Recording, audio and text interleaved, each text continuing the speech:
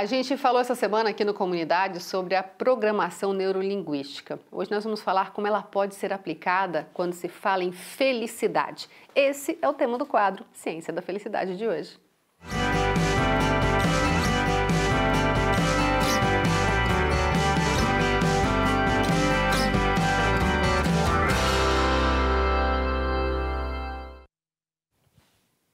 Hoje em data diferente, né, Lucas? Hoje na quarta. Hoje na quarta-feira. Felicidade não tem dia. Não tem dia, não tem nem hora. O importante é que ela seja bem organizada para que ela possa ter sentido em vários momentos diferentes. Legal. Bom, e como é que a gente pode usar, então, a PNL para ir trabalhar a felicidade? A gente sabe que o nosso cérebro ele conversa internamente. Mesmo quando nós dois estamos conversando aqui, o nosso cérebro está conversando internamente, preparando outras perguntas, outras respostas. E, nesse momento, a gente observa que o nosso cérebro tem um certo padrão. Ele segue algumas palavras, porque nós alimentamos ele através dessas palavras. E alimentar o cérebro com palavras positivas pode te trazer mais felicidade, pode te trazer melhores respostas. Então, usar as palavras certas nos momentos do seu dia vai enriquecer o seu cérebro para que ele possa usá-las nos outros momentos também.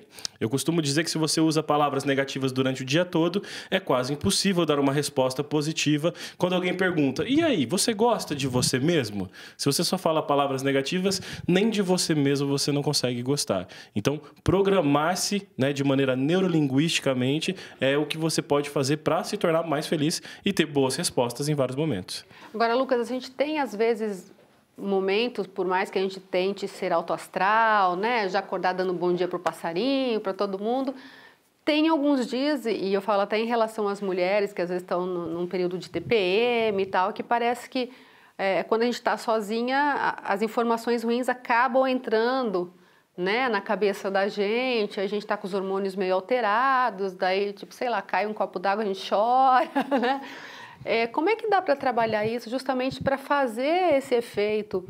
Ou seja, primeiro é preciso tomar consciência disso para começar a trabalhar isso dentro do cérebro? Exatamente. Quando a gente fala de programar-se para pensar de maneira positiva, a gente não pode pensar que isso é uma garantia de uma resposta plena, porque as palavras negativas elas estão presentes no nosso dia a dia. Então, nós ouvimos coisas negativas, nós sentimos algumas coisas que não são tão positivas como a gente gostaria, mas significar isso de outra maneira é importante. Vou dar um exemplo prático. Eu passei por um problema na semana passada que eu achei assim, nossa, eu gastei um tempo muito grande para conversar com uma pessoa que me enganou.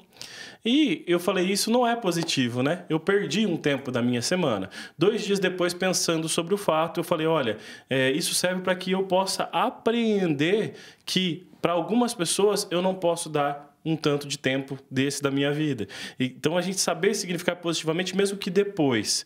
Porque não tem como a gente garantir uma plenitude ou que nada ruim vai acontecer.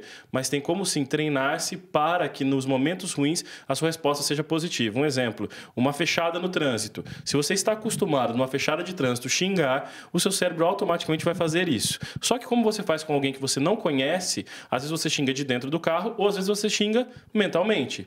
E aí seu cérebro guarda isso.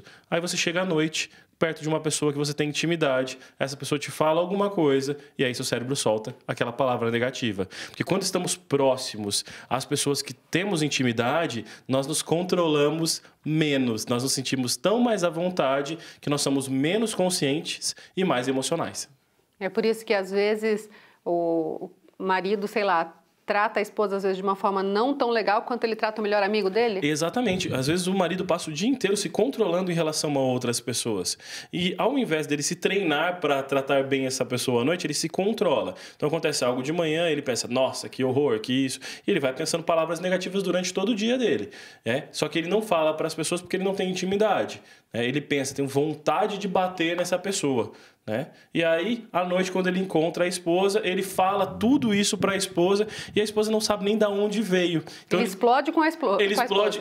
Sempre a gente acaba explodindo com quem é mais próximo. Por quê? Porque a gente não cuida do nosso consciente nesse momento. A gente se liberta do consciente e parte para o instintivo e para o emocional de maneira muito rápida. Então, é necessário, sim. A partir do momento que você entende isso, é como se você tivesse um controlinho remoto na sua mão. E aí, quando você for explodir, você fala, opa, peraí, com essa pessoa eu também preciso ter cuidado. Principalmente com essa pessoa, eu preciso ter cuidado. A dica é você, durante o dia, tentar colocar coisas na sua cabeça de maneira mais leve, né? Uma vez eu contei aqui no programa que uma pessoa me fechou, eu não fiz nada, e minha esposa falou, mas você virou um banana. E aqui dentro eu pensava, nossa, eu consegui não fazer nada. Eu consegui não gritar, eu consegui não xingar, eu consegui não perder o meu estado de espírito que estava em paz. Quanto mais vezes isso acontecer, melhor treinado eu vou ficar para isso. E esse desenvolvimento desse talento mental é o que torna as pessoas incríveis para conviver. Para se atingir um equilíbrio nisso tudo, é importante, porque assim, a gente sabe que vai acontecer e a gente muitas vezes não tem nem noção de como é que vai agir, depende de como é que foi o dia, do que você tem e tal. Eu falo da importância da identificação para poder fazer essa ressignificação. Porque se a gente responde na hora, dificilmente a gente vai ter segundos e vai conseguir pensar, não vou xingar, porque já não vou xingar. Né? Então é preciso ter um tempo para pensar sobre, para depois dar uma resposta, é isso? O que há de mais fantástico em todos os estudos sobre a neurociência é que a minha avó, há muito tempo atrás, estava super certa. Que a vovó falava assim, conta até 10. Então, assim, todos os estudos de neurociência caminham para comprovar essa teoria da minha avó. Eu brinco que é a teoria da minha avó, mas de quase todas as vovós falavam isso. Porque quanto maior o tempo de resposta, mais consciente essa resposta se torna. A nossa resposta, primeiro, ela é instintiva. Ela vai no cérebro instintivo e ela está ligada muito à sobrevivência. Né? Então, assim, nós atacamos um outro ser humano porque nós queremos nos sentir melhor que ele. E depois passa para a parte emocional. E aí a parte emocional, eu preciso ter controle dessas emoções, que são várias. Além das emoções primárias, que a gente já nasce com elas, a gente aprende várias outras.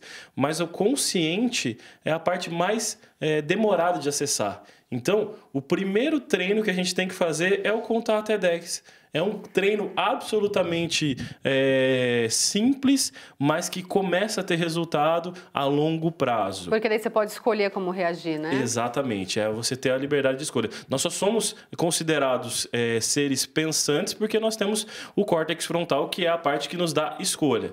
Então, se você não usa isso, você está usando não da sua consciência, você está usando da sua inconsciência ou da sua resposta já pré-definida, você não está sendo tão humano quanto você gostaria de ser. E experimentar isso cada vez mais traz uma vida mais feliz. Porque você sente que nos momentos que você precisa de respostas conscientes, você consegue respirar, parar e dar a resposta certa. Isso traz uma felicidade muito grande porque você se sente um ser autônomo e você não se sente refém das suas emoções. A gente pode dizer que quanto mais a gente trabalha o cérebro nesse sentido, vai ficando menos difícil de conseguir tomar essas atitudes? Exatamente. É como dirigir um carro. Da primeira vez é muito difícil, mas na segunda vez já fica um pouco mais fácil.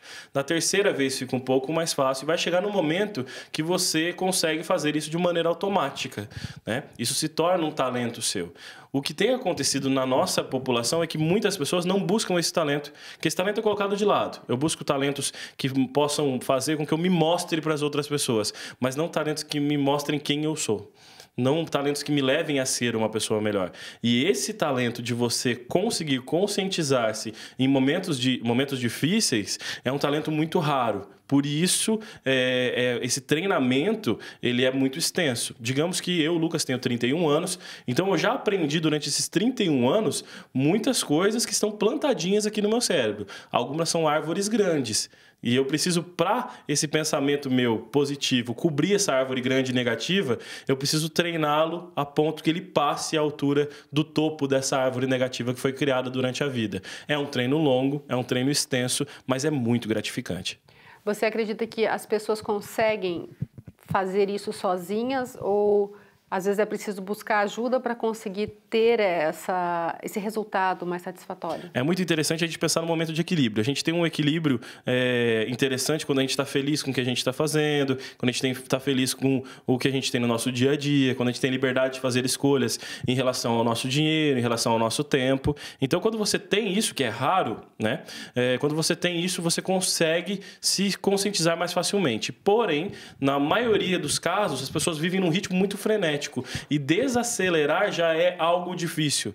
Então, para você, primeiro, você vai buscar uma ajuda para se desacelerar, para conseguir colocar as ideias no lugar e organizar que estrada que você vai seguir. Depois disso, seguindo essa estrada, aí você vai fazer esse treinamento de, olha, eu vou trazer minha consciência para um nível superior, né? A gente fala um nível superior de consciência é um nível treinado onde você consegue não ser refém das suas memórias passadas ou das suas crenças antigas, onde você consegue realmente pensar e trazer uma resposta daquele momento e que vai servir melhor naquele momento. Deixar os traumas no passado, as dores no passado. Exatamente. Vai ser um treino difícil, né? Porque o trauma vai vir, a dor vai aparecer, a lembrança vai ocorrer, né? Mas quando a lembrança ocorrer, que você saiba respirar, contar até 10 e dar uma resposta consciente. Qualquer pessoa consegue isso? Qualquer pessoa consegue isso. Tá certo. Muito obrigada, viu, pela participação mais uma vez.